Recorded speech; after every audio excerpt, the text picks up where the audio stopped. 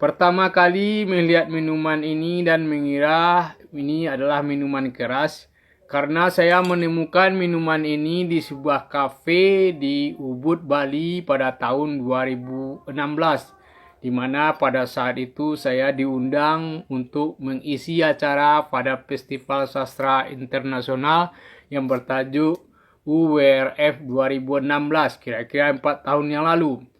Karena saya belum pernah melihat minuman ini, saya kira minuman ini minuman keras. Tapi terpaksa saya minum karena saya kehausan. Setelah saya minum, ternyata rasanya cuman air tawar. Saat itu saya tidak melihat merek minuman ini karena di sana di kafe tersebut remang-remang. Suasananya gelap, sedikit remang-remang, jadi mereknya tidak terlihat.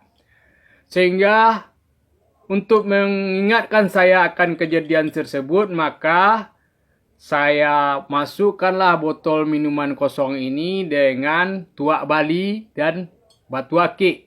Sehingga ingatlah saya bahwa minuman ini adalah minuman keras dengan tuak dan batu akik yang keras. Begitulah sejarah yang mengingatkan saya tentang minuman keras di Bali pada tahun 2016. Jadi kalau Anda yang ingin berminat dengan tuak Bali yang telah berusia 4 tahun lebih ini dan batu akik ini, silakan hubungi saya. Mungkin kalau harganya cocok akan saya lepaskan. Hanya sekian, terima kasih.